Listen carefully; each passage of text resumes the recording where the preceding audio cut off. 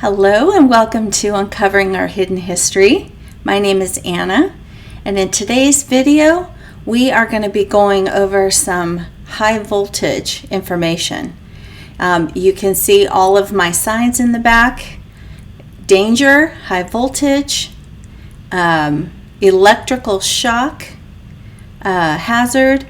And so if you're brave, if you don't mind, or you're willing to have your programming and indoctrination disrupted, interrupted, challenged, then this video is for you. If not, you might want to just sign off right now, because if you believe everything that you were ever taught in school and there's no room to look at anything else, then this video is going to make you pretty mad. So anyway, those for the brave, for the ones that are willing to be challenged, put on your safety glasses, get your protective gear on, and I will see you in a couple minutes.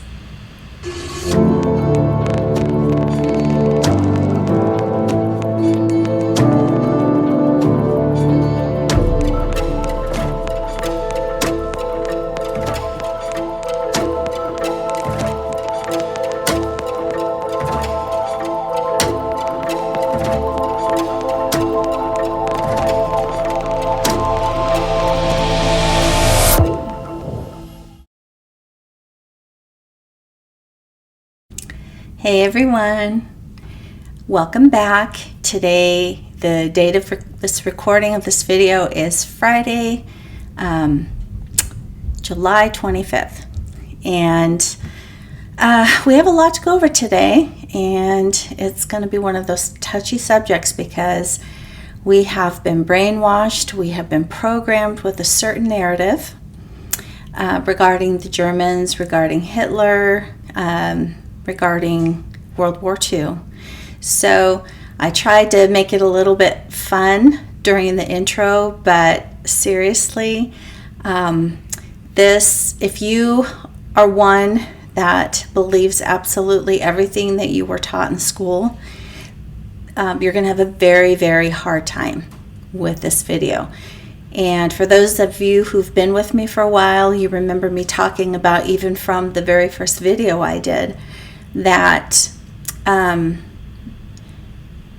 about cognitive dissonance, right? When we hit information that isn't what we've been taught, and honestly a lot of what's been taught in our schools is brainwashing and program to receive and believe a certain narrative, and then they'll reinforce it every single year so that it gets in there deep. And so if you find yourself getting angry when you're watching this video, it's one thing to find yourself in disbelief, right? Because when I found all this information, I was in disbelief, but I was like, I need to research some more, and then I need to research some more. But if you find yourself getting angry and you're like, I just can't believe that, this is just not right, that is cognitive dissonance.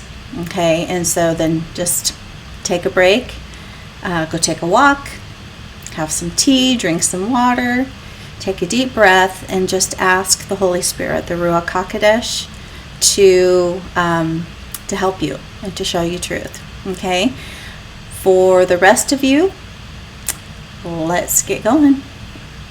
Okay, I'm going to go ahead and bring up my PowerPoint presentation. So we are still on World War II. So last week we did part 2A, and today we are going to cover, this is going to be 2B. Okay, and this is our copyright disclaimer for making allowance for fair use for purposes such as commenting, news reporting, teaching, scholarship, research, which that's what we're doing. Okay, so I want to make sure I put that out there. Okay, highlights from part 2A. Just going to hit on a few highlights. And you know what, this is, let me come back here for a second. So if this is your very first time finding us, please go back and watch World War I. So the three World Wars, part 1. And then last week's video was part 2A, covering World War II, because you're going to be completely lost if you don't go back and watch the other 2 videos. Okay, and the other thing I always forget to mention when we start these videos, please always check the description, the video's description, because I explain what the video's focus is, and then if there are certain links, like I pull from Internet Archive a lot, or if there's old book sources or other videos that I recommend that you watch, I always put the links to those in the description. So whether this is your first time or you've been with me for a while, I keep meaning to say, please go and check, before you start the video, always check the description, and then you'll get the links to the sources that I use in my videos. Okay, so I just want to make sure I said that. Okay, so highlights from part 2A. So again, we are pulling from the letter that Albert Pike, who's on the right, wrote to Giuseppe Mazzini, whose picture's on the left, in 1871, outlining details for 3 world wars that he supposedly got instruction for in a vision, and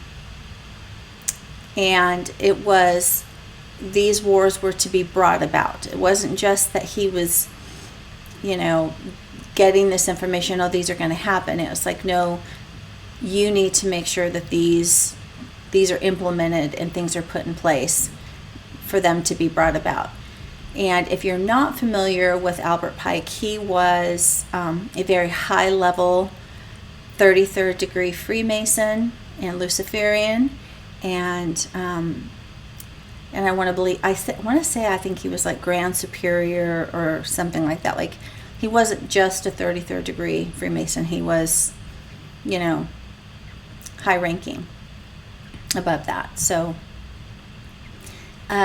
regarding World War II, the details were to be: the Second World War must be fomented or brought about by taking advantage of the differences between the fascists and the political Zionists.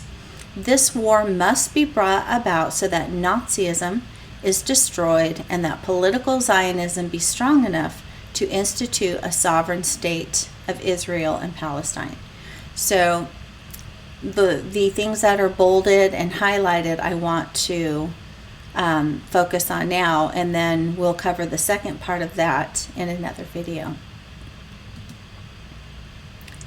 Okay, so World War II was caused by a complex web of factors, primarily stemming from the aftermath of World War I.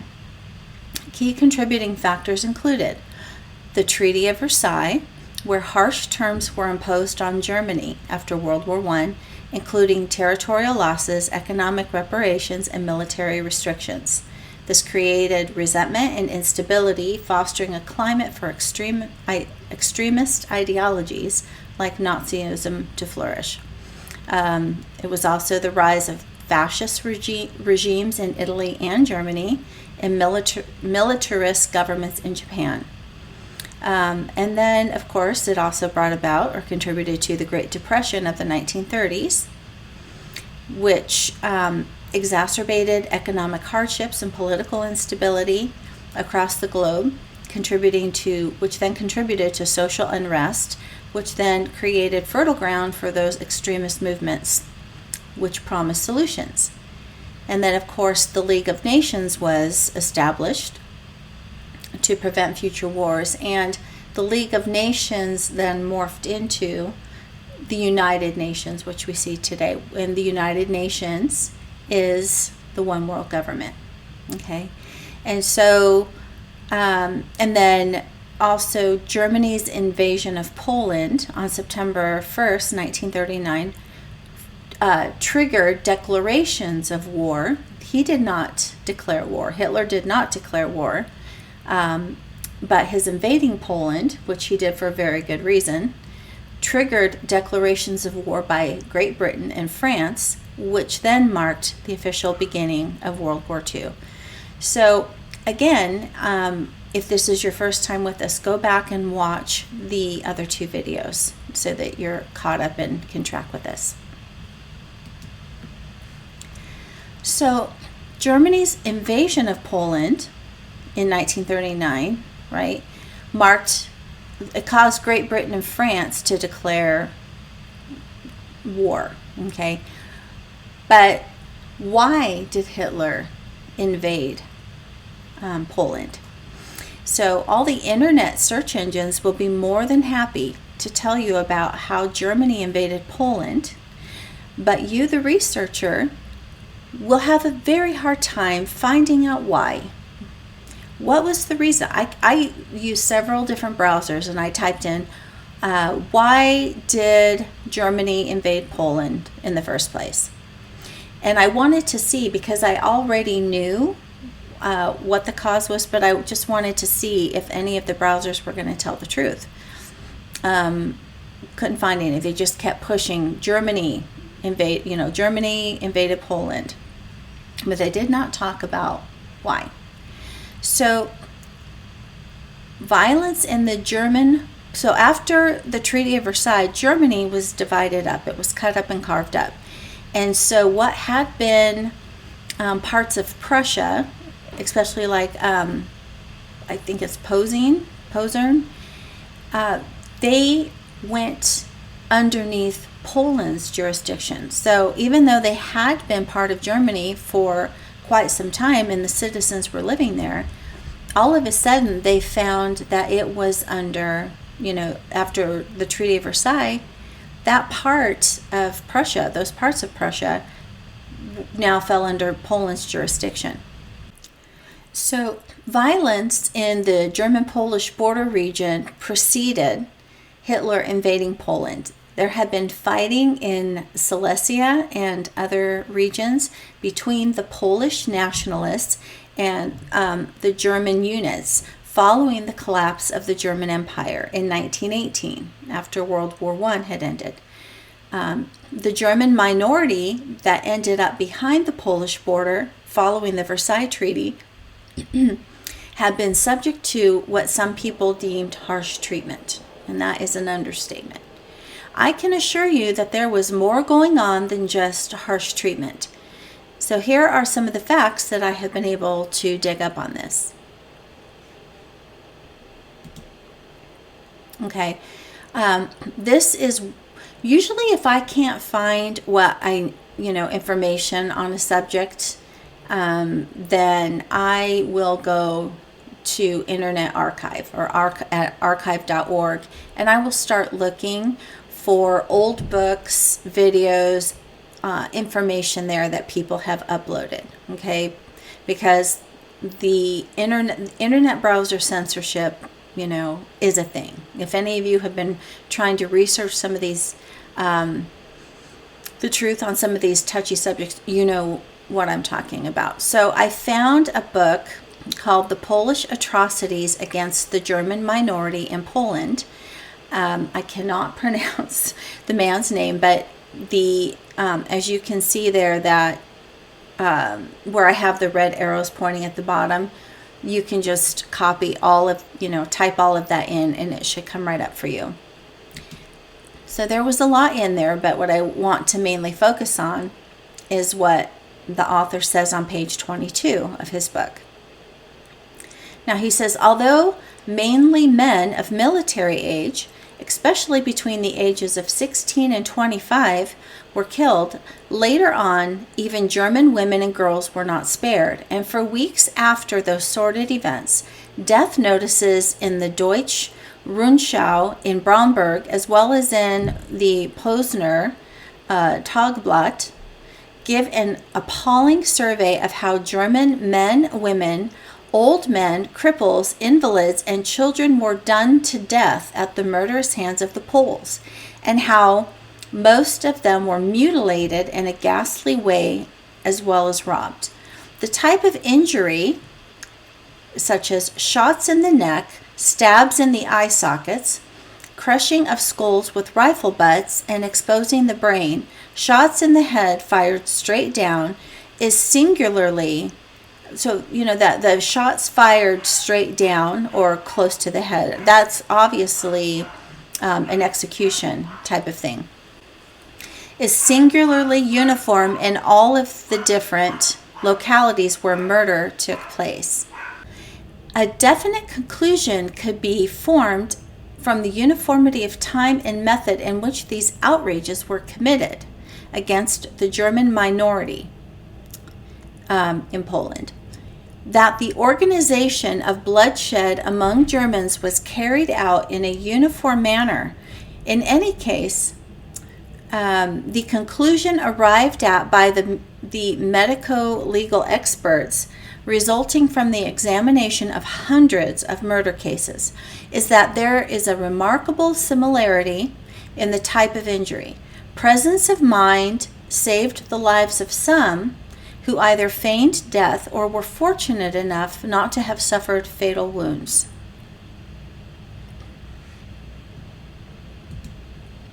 Okay, now issuing a warning here, the following images are disturbing and should not be viewed by children under the age of 16. Okay? So if you have any littles around you, please remove them. Okay, so these are images of some of the atrocities and the murders and slaughters of the German people. And again, as I said last week, these are the tame pictures. A lot of them were just so horrific I couldn't put them on here. And I don't want to traumatize anybody either. But some of them were very, very bad. Especially the children. So I was not going to put any of those on here.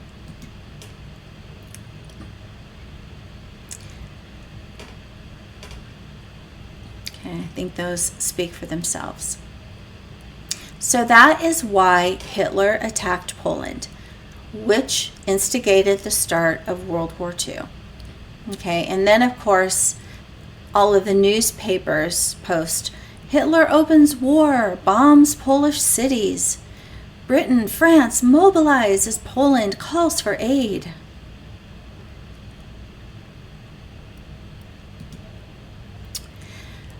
Okay, so saying that, I want to make myself very clear here. I am interested in truth. I am not on any side. All of these people are players of the system, all throughout the generations, all throughout the decades. These players are from the system, okay? Either left-hand path, right-hand path. We'll get into that more when I, at some point, can do a video on Freemasonry and what all that means. So please know that when we go through this video, I am not on Hitler's side. I'm not a fan of Hitler, but I will tell you that I stand for truth. And what the Zionists did with their propaganda machines is, it is horrible. They laid all the blame.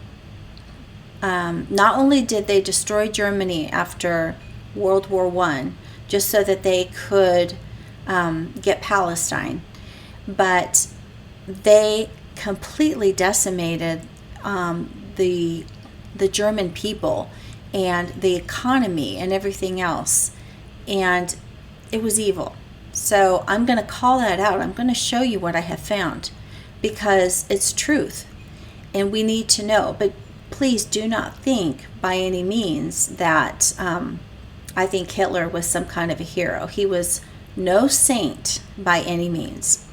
In fact, he was an occultist. and he was obsessed with the Aryan race, whom he believed the Germans descended from anciently. Okay, he had a whole other bag of stuff. So here are some pictures, and I just want to give a shout out to Madeline from Leaving Babylon. She posted these several pictures, I think it was like last fall of 2024, on her channel, and I found them. I was just very intrigued by them because this is a side of Germany I had never seen before. And so you'll notice these pictures. These are, I guess, parades, or I don't know if these were like German holidays or what it was, but it looks like it was a very big deal. Like they had these parades, and it looks like some type of, they are celebrating their ancient German pagan roots. Okay. And so I was like, just found this very, very interesting. And then this will all make more sense in a minute because I found out more information about that. So on some of these, you'll see that they have statues of like gods or goddesses.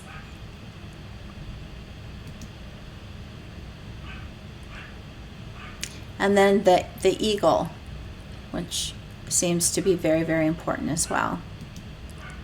So, okay, let me move this over. So here you're going to understand what this means. So the Tule, I think I'm pronouncing it correctly. If not, German people, please forgive me. The Tule Society, originally created as a study group for German antiquity, move that back, became a German occultist and pan-German ethno-nationalist group founded in Munich shortly after World War I. It was named after a mythical country. So Tule, the society was named after a mythical country of the same name, which was supposedly located in the far north, according to Greek legend. Greco-Roman geographers believed that Tule was a land located to the farthest north, believed to be a magic civilization that had existed for millennia, or has existed for millennia. The superior beings of the Tule live in huge caverns in the bowels of the earth. They possess an extraordinary source of magic energy known as Vril. Their plans are to one day control all of the earth. The Tule Society identified Ultima Thule as a lost ancient landmass in the extreme north near Greenland or Iceland, said by Nazi mystics to be the capital of ancient Hyperborea. We've been hearing a lot about Hyperborea the last 4 years, have we not? I know most of you in here that have studied this have seen some version of that map. And then the area in the center that I have circled in red, at the very, very center, you kind of see a mountain that is a magnetic black rock. And it's got a whirlpool either under it or around it. And that whole area is, so I think that whole area, including Black Rock or the Black Rock, is Hyperborea. And I believe that is where the financial group BlackRock comes from. So, which makes me wonder if they are somehow tied in with the Nazis or this group.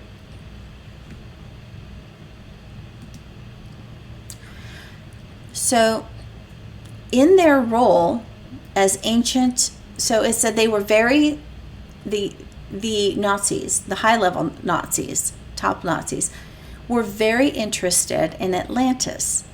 Their scientists believed that it was the Aryan race's native home, and as in their role as ancient Aryan descendants, therefore Germany was the rightful heir to Atlantean technological knowledge. So this is what Hitler became obsessed with, trying to go back to what he believed was ancient Germania's heritage, the Aryan race that had been part of Atlantis. And there are books out there. I have one in particular by Ignatius Donnelly on Atlantis. And he basically said that, and please don't confuse the flood or the destruction of Atlantis with Noah's flood. Completely two different floods, two different destructions. But Mr. Donnelly states in his book that from what he's researched, he believes that there were those that lived in Atlantis, superior beings, gods that lived in Atlantis, and that after the flood, many of them survived that destruction by going deep underground. And then at some point, they resurfaced again, coming out of the Caucasus Mountains, in especially to the east in the east in that land mass that was known as ancient Scythia. And so I've spoken with Gary Wayne about this. Very nice man. He did a couple of Zoom calls with me probably about 3 years ago because I've been trying to sort out the Scythians. And they do seem to not be from here, I think. They often are characterized with blonde hair or red hair, very pale skin, blonde hair, blue eyes, red hair, green or gray eyes. They're very tall, basically giants. And so now Gary Wayne had told me that it's his belief from what he's researched that for some reason the Scythians maybe could not interbreed among themselves. They could not procreate among themselves. I don't know. But it does seem to be that they intermix themselves with all the indigenous populations, especially in the east or in the Eurasia area. And so we see that with some of the groups. So it's just very, very, very fascinating. I'm still trying to research, get more information. But this is why Hitler was just so obsessed with an Aryan race. He wanted a pure race. He wanted to go back. They were trying to get back to what he thought they were before. And he wanted the knowledge that they had. So that was fueling all of what he was doing. Nothing to do with the Jews or the Zionists, but it was just a separate endeavor he had going on. So the Tule Society, originally a German study group, was headed by Walter Neuhaus.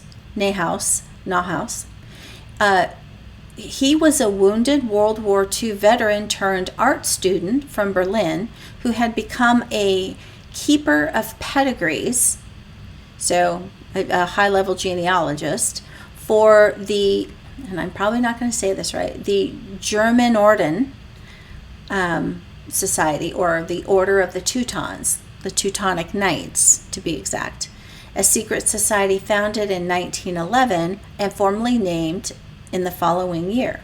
In 1917, Neuhaus moved to Munich, where his Tule Society was to be a cover name for the Munich branch of the same order of Teutons. But events developed differently as a result of a schism in the order. In 1918, Neuhaus was contacted in Munich by Rudolf von Sabotendorf, an occultist and newly elected head of the Bavarian province of the schismatic offshoot known as the Germanorden, Valvator of the Holy Grail. So the two men became associates in a recruitment campaign, and Sebottendorf adopted Nauhaus's Tule Society as a cover name for his Munich lodge of the Volvator order. And then at his formal dedication on August 18th, 1918, it was like unveiled. So the Tule Society attracted about 1,500 or 1,500 followers in Bavaria, including 250 followers in Munich. So if you watched, if you pay attention, Bavaria seems to be a hot spot of Luciferian, occultic, Gnostic activities, because this is where we have the Bavarian Illuminati that got its start. Okay, so there's a lot of stuff going on in Bavaria. So the primary focus of the Tule Society concerned the origins of the Aryan race. Okay, they wanted to study it out. They were studying ancient Germanic antiquity, the gods, this was their connection to, the Atlanteans. That was the subject of, the focus of their whole investigation. And in 1917, people who wanted to join the Germanic order, out of which the Tule Society developed in 1918, had to sign a special blood declaration of faith concerning their lineage. Quote unquote, "The signer hereby swears to the best of his knowledge and belief that no Jewish or colored blood flows in either his or his wife's veins, and that among their ancestors are no members of the colored races." Okay, so definitely, yeah. The followers of the Tule Society were very interested in racial theory, which was the study of what they called the root races, of which they believed there had been 7, or there was 7 root races. They were also very committed to combating Jews and communists. And, can you blame them? Look at what the Jews, the Zionist Jews and the communists did. And the communists were also Jews. So they were just Russian Jews. So look at what they did that just decimated Germany in World War I. I wouldn't blame them for trying to combat that. It was rotten. So as a part of all this, within the Tule Society, there was the Vril Society, or also known as the Luminous Lodge, as it was called, was a secret community of occultists in pre-Nazi Berlin, with some members believed to have been high-ranking officials. It was also in close contact with an English occult group known as the Golden Dawn. I think maybe some of you have heard of the Golden Dawn. So the Berlin Vril Society was an inner circle of the Tule Society, and they were interested in occultism, mysticism, and the potential of Vril as an energy source. They believed Vril was a powerful, life-giving force that could be harnessed for various purposes, including healing and weaponry. They engaged in practices like meditation and rituals to try and obtain this energy. Through connecting with entities, these Aryan gods, who they wanted to give them information. Lost knowledge, right? It's always about a quest for knowledge.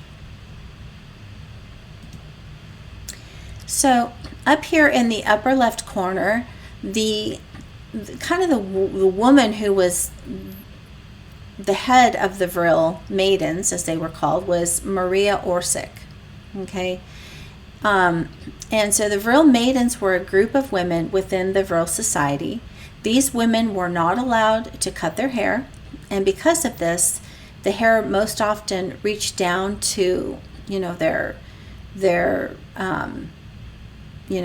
bottoms or knees, or sometimes even past that. I've seen some pictures where it was like down to their feet.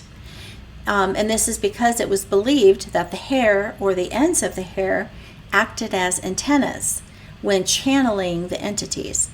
So again, their leader was Maria Orsic, a high-level medium who channeled messages from otherworldly beings, including plans for otherworldly technology.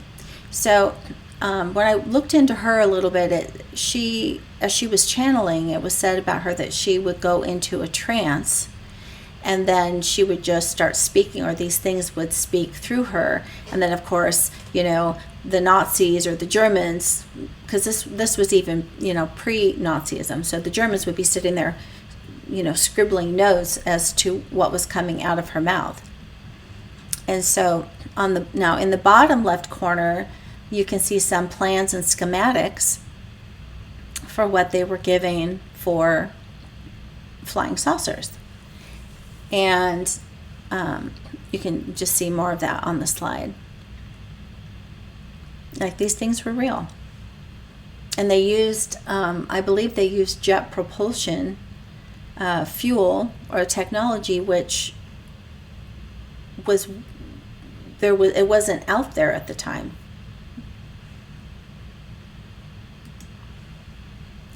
Okay, so now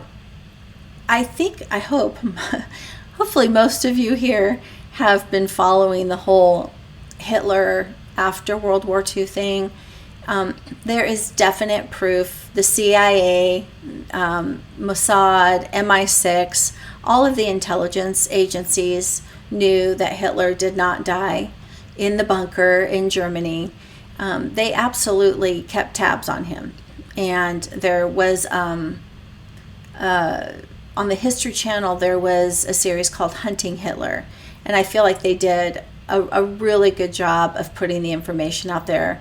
An ex-CIA guy, but I think his name was Bob, goes through all of this, and he often would show the declassified CIA, Mossad, MI6 documents tracking Hitler. Hitler was in, no one knows for sure how he got out of Germany. A lot of people speculate it was on one of the U-boats, because there was, I want to say, close to 100 U-boats, if I read correctly, that went missing, that could not be accounted for after World War II was over.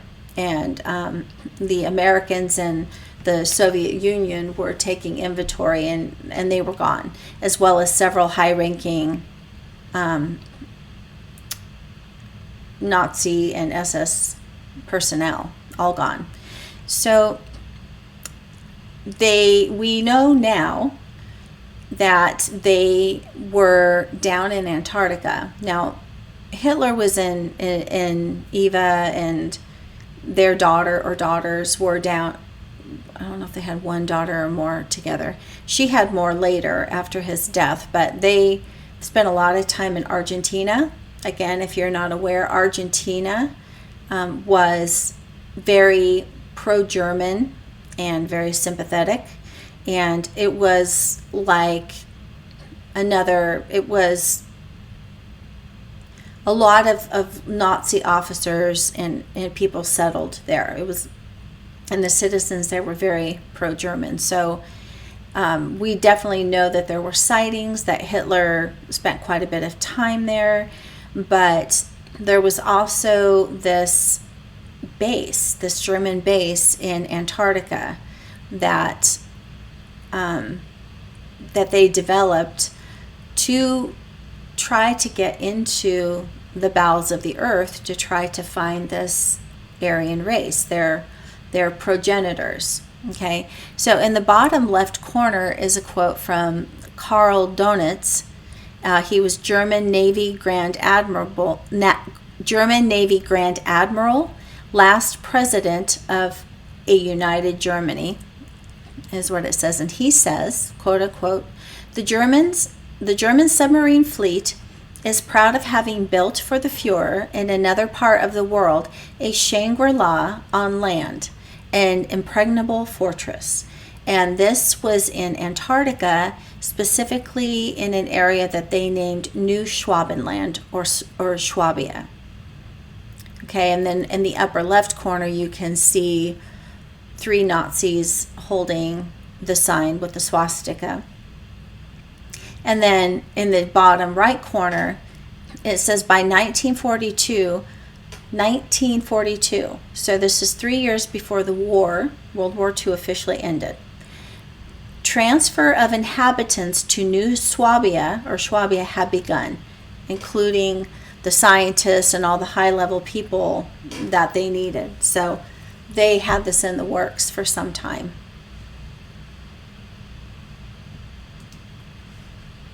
Okay, but in spite of all of this, in spite of everything that Hitler was involved in otherwise, he did not murder any Jews. I'm going to repeat that. In spite of all of what we just went over, Hitler did not murder any Jews. He did not order the Jews to be gassed or shot. Did he want them out of Germany? Absolutely 100%. Because the Zionists destroyed Germany after World War I, ruined the country. Okay. But his final solution for removing them is not what we have been taught, as you are about to see. Okay. So your programming is about, I'm going to repeat it again, your programming is about to be disrupted. Okay? Some of you are going to have some cognitive dissonance here. Just stay with me. Deep breath in. You'll be okay. It's okay. The truth is good. Okay? The truth is good. No matter how unsettling it is, it's better to have truth than to be stuck in a lie and denial. Okay? So, here is the truth about Hitler's final solution. Okay, I found this document. I found David Irving's website. Still don't know how I found it. It wasn't recommended to me, but so I think it was Holy Spirit, Holy Ruach that led me to it. So I started looking through his whole website, and I just was shocked. So to the right is the main document. It says Documents on the Final Solution of the Jewish Problem. And then where you see the red arrow pointing, I made it bigger. Okay. Hitler authorizes Himmler to sell off the Jews for foreign currency. And then this is not a clickable link in here because this is a screenshot I took. But you can type in that URL into a browser. I would suggest DuckDuckGo or Brave. I haven't used Brave yet. Some people have been telling me about it, but for sensitive things like this, I tend to use DuckDuckGo, and I use the app. I don't use browsers that have DuckDuckGo on them because they still censor. So I would recommend downloading the DuckDuckGo app. Okay, and then search for that information, and this stuff should come up for you. So anyway, this memo is from Field Headquarters, December 10th, 1942. It says, I have asked the Fuhrer about letting Jews go in return for foreign currency. He has given me full power to approve such cases if they really do bring in foreign currency from abroad on a notable scale. Let me get that back over here.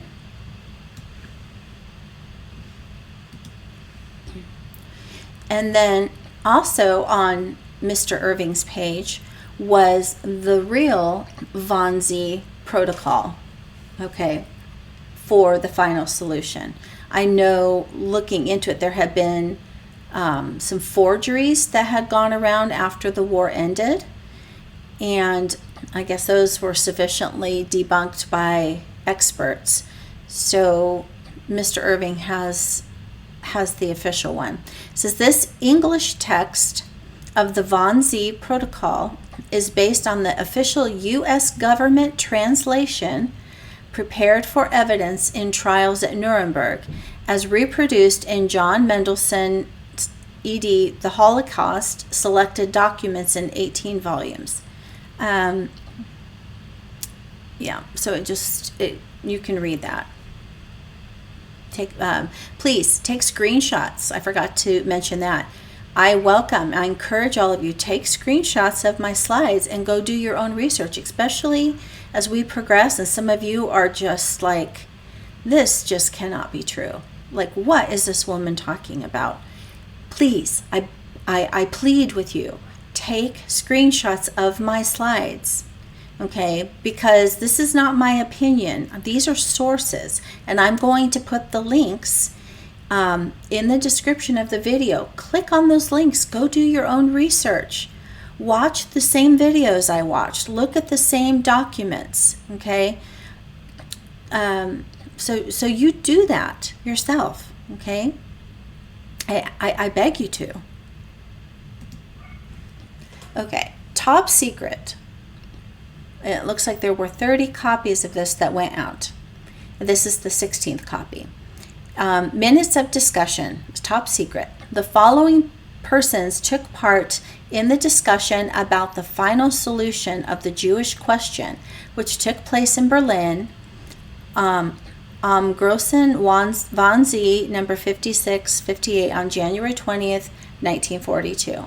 Okay, I'm not going to read all of those names because I'll just end up mutilating them and making a fool of myself, but you can see the names of who was there is on the left, and then what their position was within the Reich is on the right column.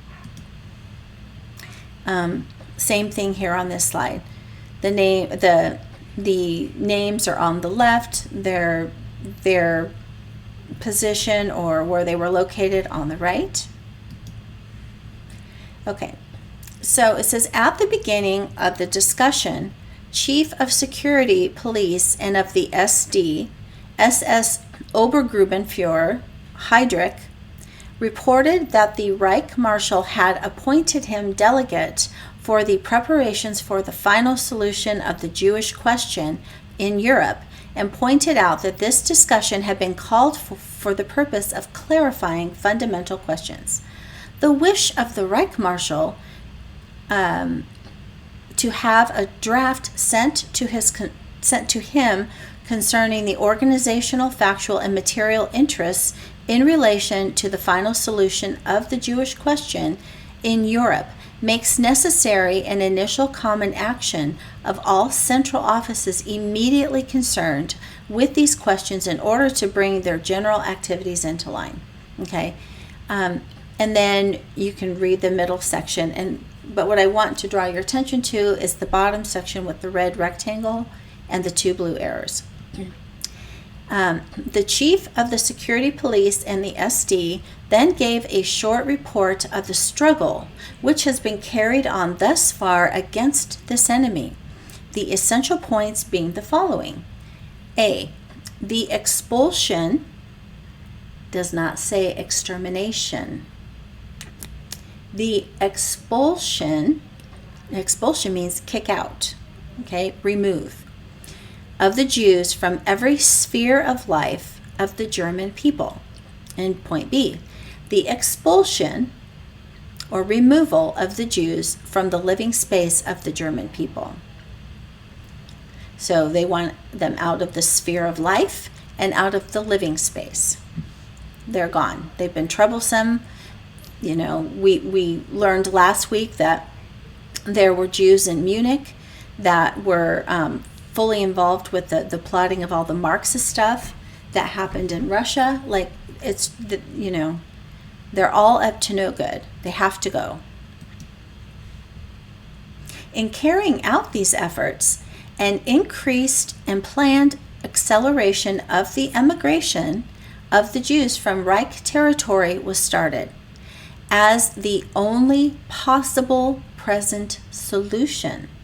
By order of the Reich Marshal, a Reich Central Office for Jewish Emigration was set up in January 1939, and the Chief of Security Police and the SD was entrusted with the management of it. Its most important tasks were: A, to make all necessary arrangements for the preparation for an increased emigration of the Jews out of Germany. To direct the flow of immigration, and C, to speed the procedure of emigration in each individual case. The aim of all of this was to cleanse German living space of Jews in a legal manner. Look, I have that underlined in blue specifically. To cleanse German living space of Jews in a legal manner. Okay? There was no genocide. He wasn't going to go about doing something that he was going to have, war crimes brought against him. Okay, he was trying to do this in a legal manner. All of the offices realized the drawbacks of such enforced accelerated emigration. For the time being, they had, however, tolerated it on account of the lack of other possible solutions of the problem. Okay, then it goes through, the middle section talks about what some of those problems were, and then in the blue rectangle and below, this is what I want to point out. It says, in spite of all of these difficulties, 537,000 Jews were sent out of the country between the takeover of power and the deadline of the 31st of October, 1941.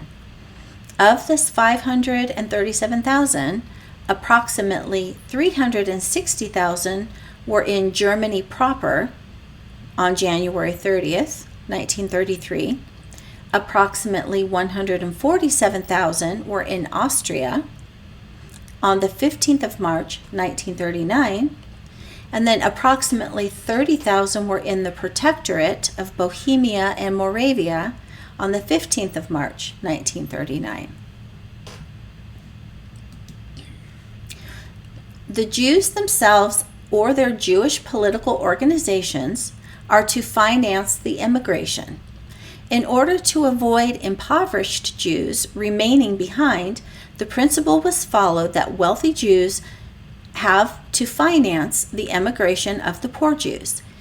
This was done by imposing a suitable tax, i.e., an emigration tax, which was used for financial arrangements in connection with the emigration of poor Jews, and it was imposed according to income. So it was on a sliding scale. The tax was on a sliding scale dependent upon the income of the wealthy ones. Apart from the necessary Reichsmark exchange, foreign currency had to be presented at the time of landing. In order to save foreign exchange held by Germany, the foreign Jewish financial organizations were, with the help of Jewish organizations in Germany, made responsible for arranging an adequate amount of foreign currency.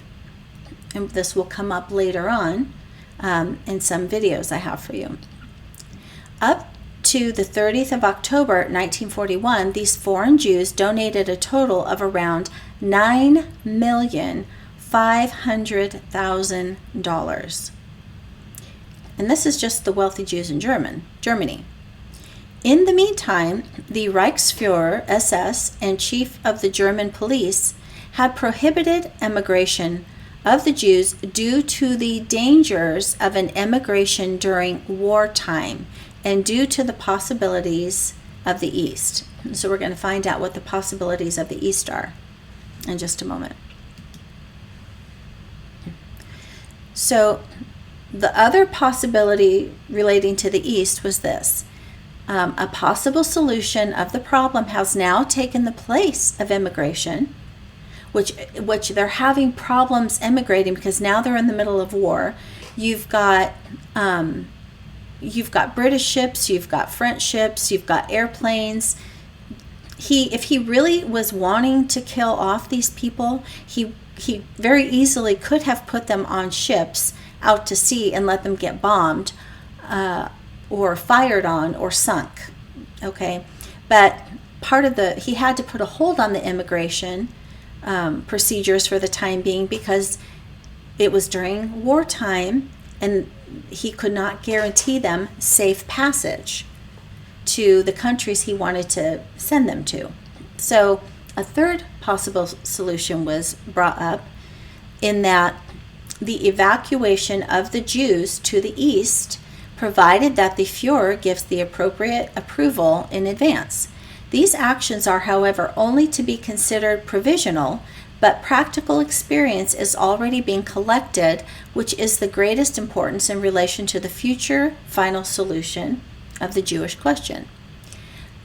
Approximately 11 million Jews will be involved in the final solution of the European Jewish question, distributed as follows among these individual countries, which we'll get to in just a second.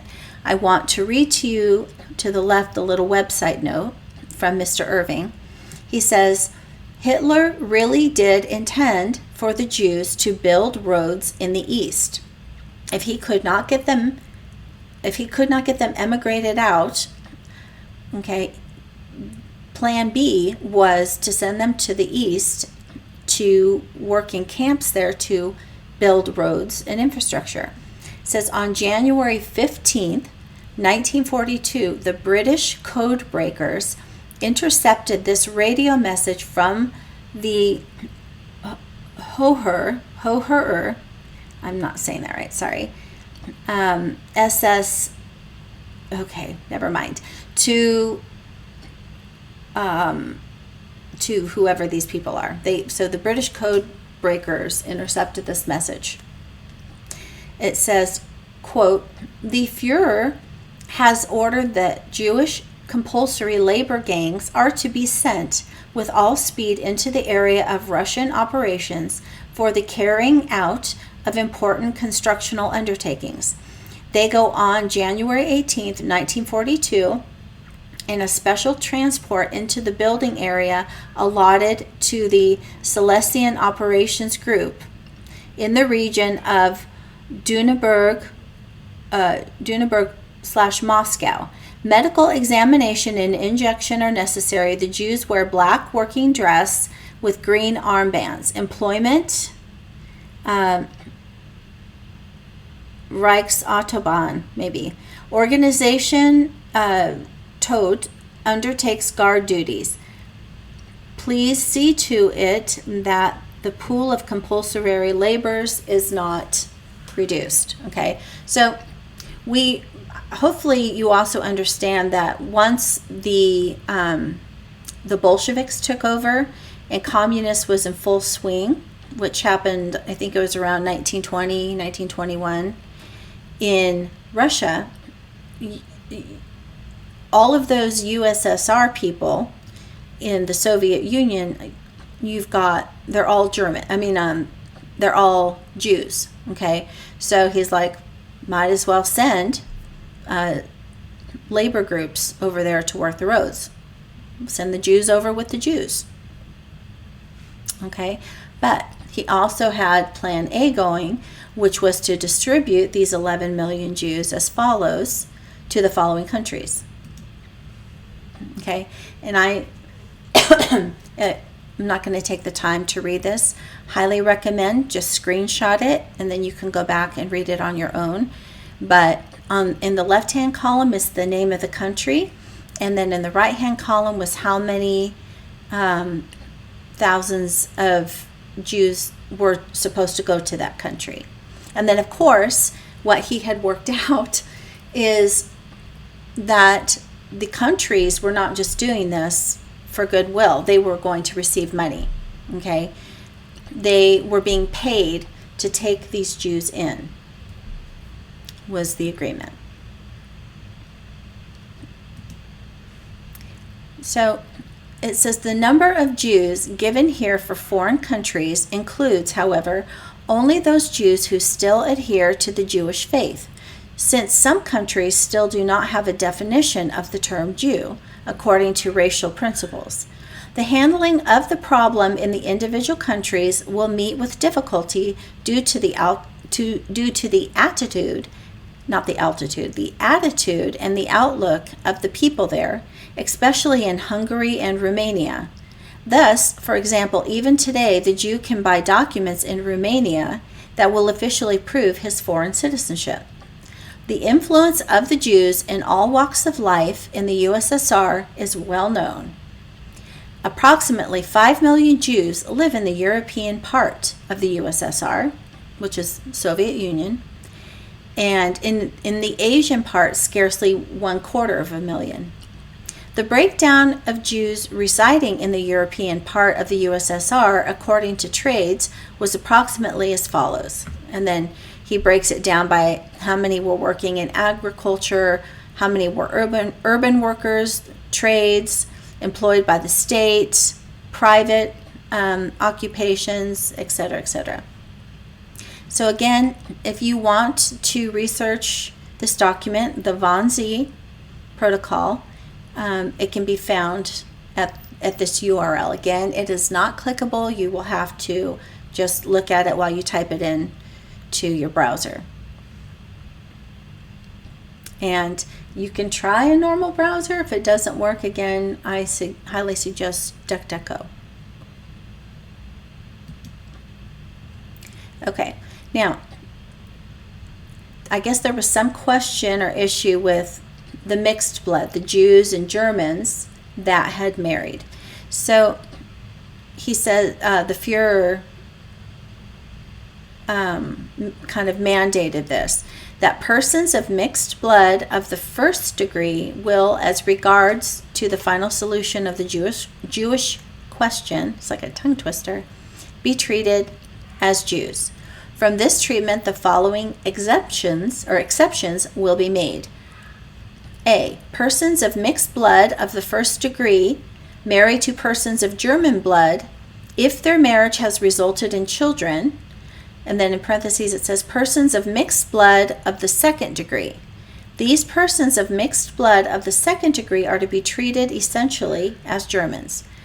B. Persons of mixed blood of the first degree for whom the highest offices of the party and state have already issued exemption permits in any sphere of life, each individual case must be examined, and it is not ruled out that the decision may be made to the detriment of the person of mixed blood.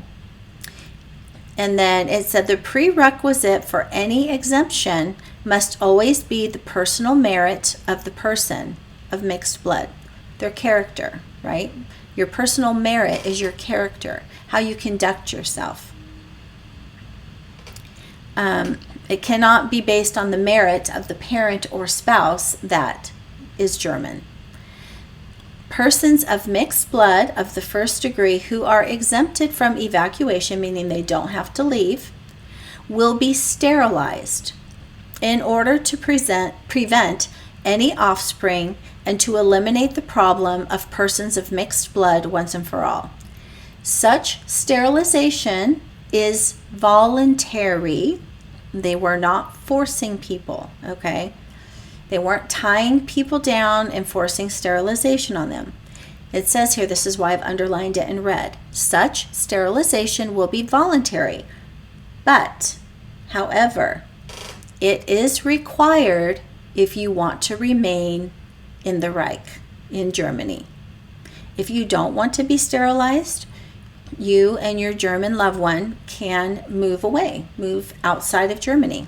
Okay, so they weren't doing forced sterilizations. The sterilized person of mixed blood is thereafter free of all restrictions to which he was previously subjected. So if they chose to stay in Germany and they chose to be sterilized, then they were now free from all restrictions under which they had previously been subjected. Hitler's final solution hit a roadblock for these three main reasons. Number one, due to the dangers of the Jewish immigration taking place in wartime, and also due to the possibility of deporting them to work in the East. Number two, many of those listed countries did not want Jews in their country, even though money was being offered.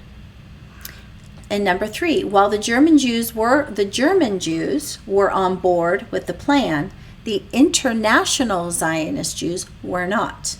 They told Hitler he needed to stop with his immigration plan immediately. Hitler refused. He stood up to them and said, "Too bad." So the international Jews called for an international boycott of all German goods that would leave Germany and go into the other countries. They called for a boycott. Once again, trying to cripple Germany's economy.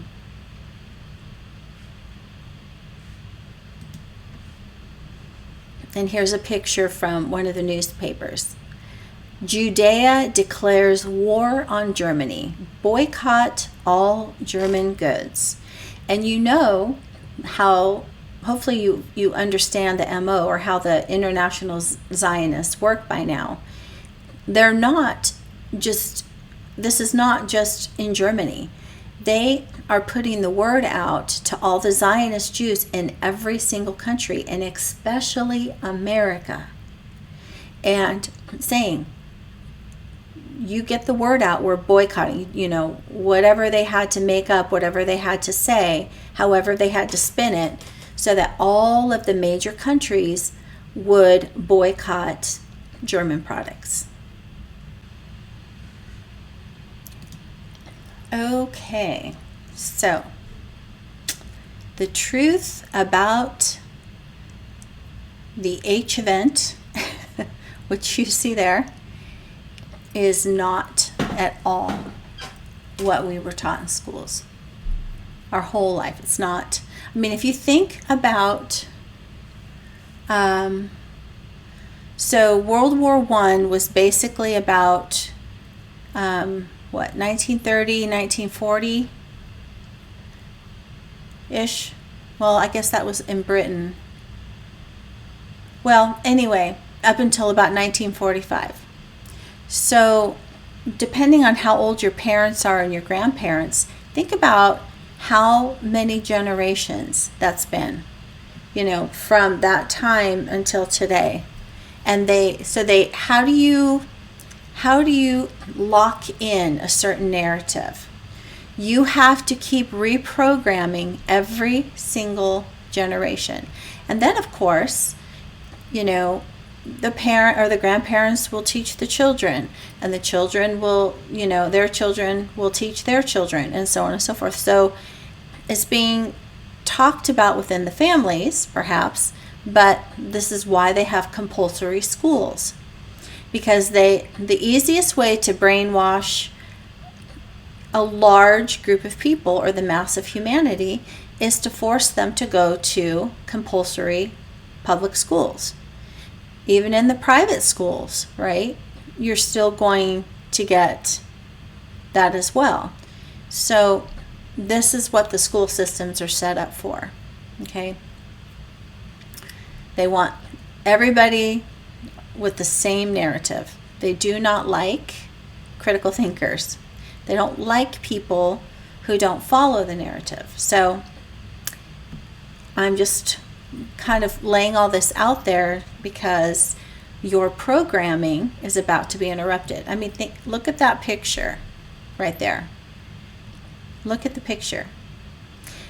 When the television came out, and the television was a CIA experiment, okay? All goes back to Operation Paperclip. After World War II, the Soviet Union and America divvied up the scientists.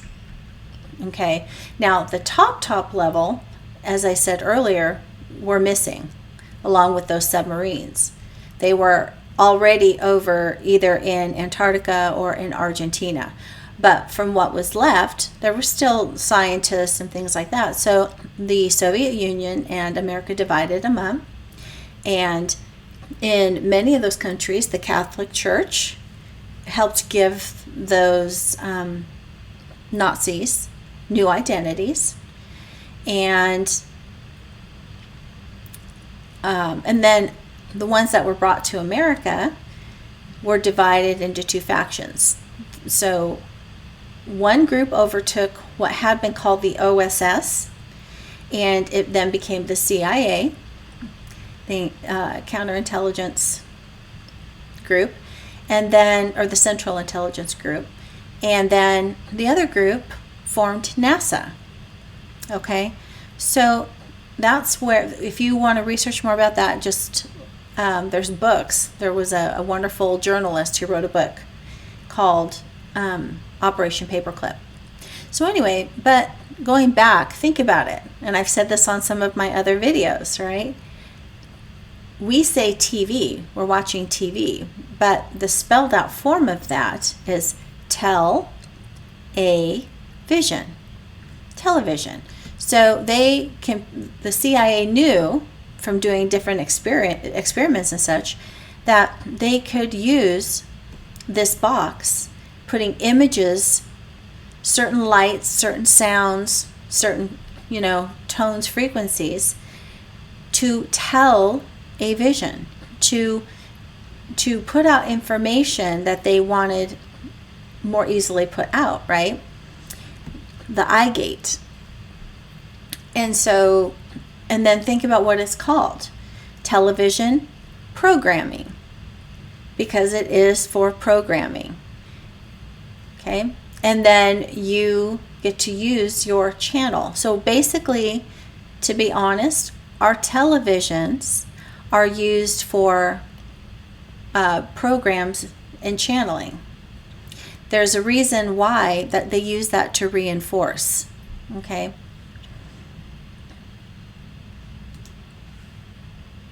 So, as we just went over, Hitler's final solution was not extermination, it was emigration. And if he could not get them immigrated, which I don't, other than that 537,000, I have not found where any others were emigrated. I don't know if he managed to get some of those over to the east. I'm not sure. But again, he couldn't immigrate, most of them, because it was wartime. The waters, it was not safe to transport these people. But he was determined they were going to be removed from German soil, one way or the other, in a legal manner. Hence, the work camps, the labor camps. Until the war was over, until he could figure out whether they were going to go to the east, or I had heard that he was even thinking of sending them to Madagascar, or waiting for it to be safe for the war to end to where they could go, finally be emigrated to these other countries. But in the meantime, he just wanted them off of German soil. So, hence the labor camps. They were not extermination camps, as you will see. Okay, so here's an example to the right of a labor camp daily work schedule. The top portion is in German, but we can see from the middle section it says daily routine. This was their summer schedule. Summertime. 4 a.m. Reveille. 5:15 roll call. 6 a.m. to 12 noon they worked. From 12 to 1 they had a break. They had lunch and break. From 1 to 6:30 p.m. they worked again. 7 p.m. was roll call. And then 8:45 everyone was to be in bed, and 9 p.m. lights out. And then in winter it was the reveille would be 5 a.m. an hour later, and then everything else was about the same, except they would work just only until it was starting to get dark. Now I found these pictures. So the picture in the upper left corner is of women eating soup. One of the ladies looks like she's smiling, but they look like they're enjoying, and it looks like a very, a good sized bowl of soup that they're eating. And then on the bottom right corner, I'm, scoured this and made it larger to look. I don't see any guards. I don't see any guards. I don't see any rifles. I don't see anything that some of these have been depicted. Okay, I see people doing labor, carrying things. So I said these were definitely work camps. However, there is an absence of guns and firearms, and I don't see any dogs either.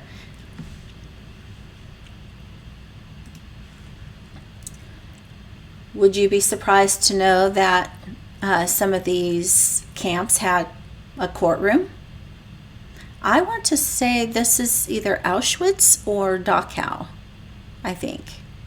I think it's Auschwitz, perhaps. But if I'm wrong, feel free to correct me. Let us know in the comment section. So they had their own courtroom for settling legal disputes amongst, their things. They had organized sports. Now on the left side, it says Alfred Nakic or Nakash, I don't know how. I'm sorry, I cannot pronounce these. Yep, and it looks like it was at Auschwitz. They had a swimming pool, so they could do swimming. Maybe they even had swimming teams. They all look quite happy. They do not look undernourished. There's no skeletons there. They're swimming. And then in the center, in the right corner, they also had soccer teams. Okay, and then there was a soccer league I posted up in the right-hand corner. They had soccer leagues. And then apparently, I thought this was interesting, at Auschwitz, there was a British POW soccer team. So, not just Germans. So, it seems that they did work hard, but it's not what it has been depicted. Okay. There at Auschwitz, they had a women's orchestra. And so they put in quotations, the death camp, because that's what it was called. But you can clearly see here, they had music, they had orchestra, they had music performances.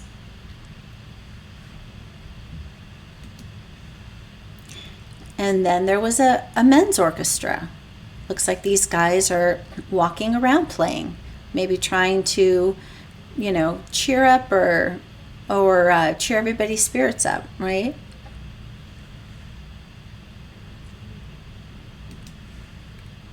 Now, this picture was taken at the end of the war on Liberation Day at the Dachau camp. It says, please note that these men and women seem to be well-nourished and healthy. No skeletons, as many of the Jewish images put out there. Okay? And that's not to say that at some of the camps, like I know specifically, I think Poland was one, where they looked quite gaunt and skinny at the end of the war. And that was just simply, well, that will be explained in one of the videos that I'm going to show you, but that was very near to the end of the war. All the supply chains had been broken down. Like there was no way to get, like everything was just, there was no way to get transports in, food, all of that. And so, yes, I think it was Poland where some of those images were taken. But you can see here at Dachau, and then also, I believe the next picture is Auschwitz. They all look like they've got some meat on their bones to me. Okay? This is also a liberation day for them. The war is over. They get to leave. But again, take screenshots of these and make them bigger. There's no little skeletons running around. Now, Dr. John E. Gordon, MD, PhD, a Harvard professor with the U.S. JAG Force, said both of these quotes. He said, because the Americans had to investigate. The U.S. military investigated, okay? And he said not one case of death by poison gas was found in any of the camps. Not one. Both Most deaths in concentration camps were caused not by starvation nor maltreatment, but by typhus. Okay, vermin, little fleas carrying diseases, which we'll learn more about on another video. Okay, now so some of you are already thinking, but wait, I've seen pictures of those gas chambers. No, what you've seen when you go visit the various camps is like little museums set up, and then they tell you, they'll spin a narrative. There were fumigation like what am I trying to say? Like receptacles, whereas the people who came into the various camps, they had to take their clothes off and before going through the sanitation showers with soap and water and all of that, all of those clothes that they dropped off, there were people who were suited up kind of like in what I guess we would say are like hazmat suits, whatever it was at that time, wearing gloves, and they were put into what the Zionists say were the gas chambers. They were fumigation units, and they used one of two methods to sterilize the clothing. They either used hot steam or Zyklon B, which was used all over the major countries as to get rid of like rats on ships. Like it had to be carefully handled because it was very poisonous, but they took measures to put it in places to get rid of rats or other vermin. Okay, but that was used to fumigate the clothing of the people that came in, and I will show you that as well. That's what it was used for, not to gas people. Okay, and then lastly, I want you to look at this wall. I believe it's at Auschwitz. So this wall is allegedly where hundreds of Jews were lined up and shot. Okay, so I'm going to ask you, look closely, and if you need to, take a screenshot or just make it bigger. That is a brick wall behind, and then that's a concrete wall where all the flowers are. Concrete is very porous, and if you don't believe me, walk outside your home and go look at your driveway. If you have any vehicles that have leaked oil, okay, it gets into the driveway, the concrete on the driveway, and it is extremely hard to get it out. You almost, you can lighten it, but you almost never can completely get it out. So that concrete wall would have been very porous. So could you please tell me, now if we're talking about not even hundreds, let's just say there was several people who were lined up against that wall and shot. Here's what we know forensically about blood. When blood dries, so again, blood is going to sink into that concrete wall. When it dries, it is going to have a rust color to it.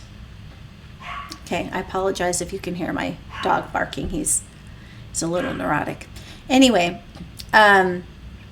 so if people were lined up against that wall and shot, even just a couple, you are going to see, number one, rust looking stains or splatter, okay? And number two, bullet holes. It's going to be chipped. There's going to be bullet holes. There's none of that there. Again, this was put up for show, and then as you take your tour through, Auschwitz and Dachau and some of those, they walk you through, and then they tell you what happened there. That there's a reason they have tour guides at these places, okay? It's so that you are given a certain narrative. So again, we need to be critical thinkers.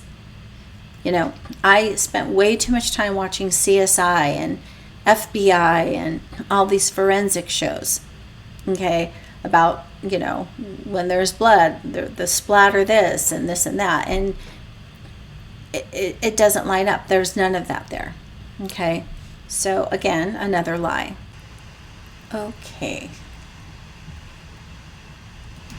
So that is the end of our slides for today.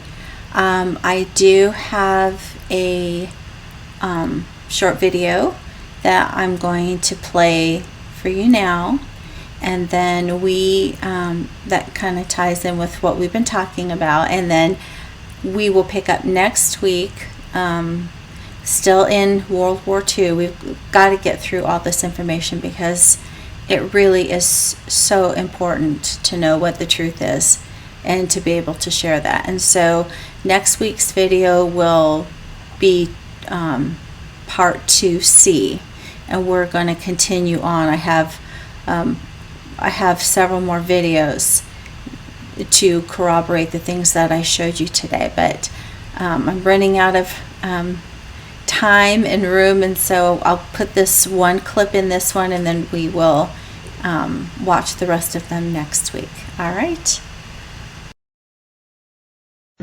They never gave us any water. They never gave us any food. The children were screaming. Spielberg's USC, Survivors of the Shoah Visual History Foundation, contains over 50,000 video testimonies. Out of 50,000 testimonies, the Shoah Foundation handpicked a bunch of hate-filled liars and Zionists for their documentary. Surely, out of 50,000 video interviews, there must be some Jews telling some semblance of truth about life in the concentration camps. We also had an orchestra where some of the musicians stood together, and one musician was so good that he had the instruments playing and he wrote the notes, so later on we had a band who played over the weekend. And that was, of course, helping us. You know, we also did plays and stuff. Were there any cultural activities happening in Auschwitz? Yes. I told you we had a piano put into not just a piano, a grand piano was brought into Block 1. Once that was built, that new block, the downstairs room was assigned for theater. When he wanted to build a stage curtain in that new Block 1, which was the big dining room was going to be also with a stage, so performances could be done for women there, cultural. He said, for heaven's sake, isn't there anybody here who can help me sew on these curtain rings for the stage? I do it for you, he says. And I came forward and I helped him with the curtain stage, and that was wonderful because I had a man sitting across me for a change. And my roommate is in charge of work assignments. And if you happen to know music, what instruments do you play? I said, I learned piano, but not good enough for an orchestra. I can tell you that right now. And he said, well, then maybe you know the notes. I said, yes. He said, well, then I can use you, because we have to write it from the original music piece, what the director gets, to the instruments. And so from each instrument has only a short line on the whole paper. So I had to take it apart and write for each instrument from that what I had to do. That I had to even make the lines. We didn't have paper that was pre-printed for notes, nothing. So I spent the whole day there for a while until we were taken away from Auschwitz. But then she saw me work there. I had a big table where I could work and lay out all the paper, and it was very peaceful and relaxing.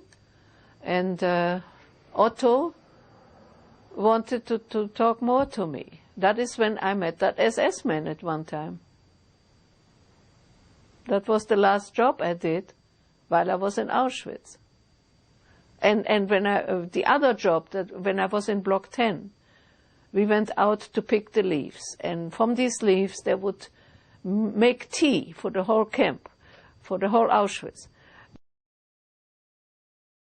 How did you entertain yourselves? Well, there were, at the beginning of those days, there was a library where people could get books to read. There were newspapers which we could get. And also among ourselves, sometimes we had a violin quartet. They used to come and play in barracks during the evening. That was it.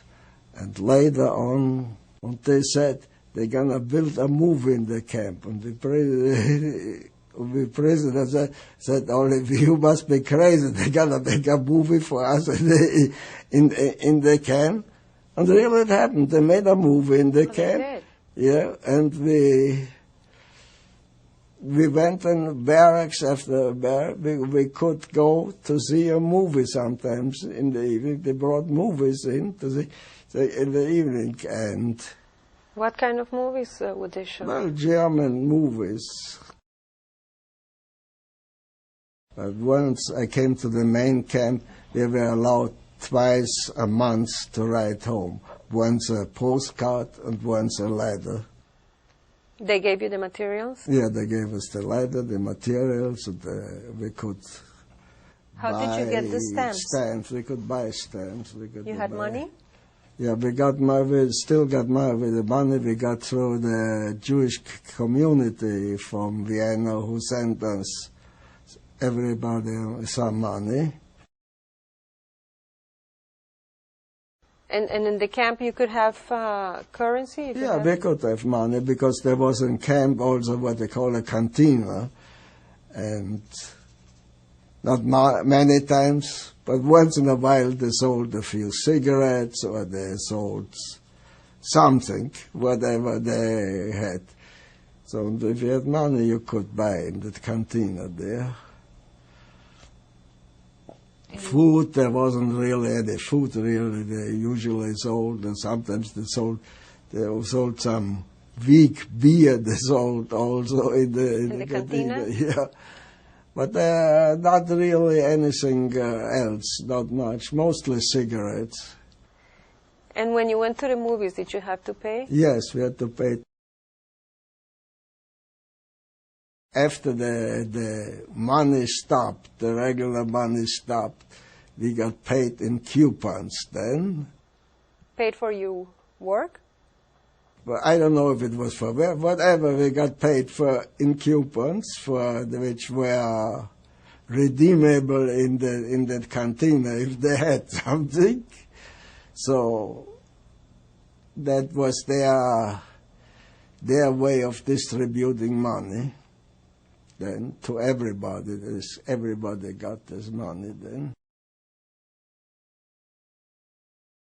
Of course, what we did is for the weekends we got together, we got a group of us together, and we made a soccer team, which was a little later, where we played soccer.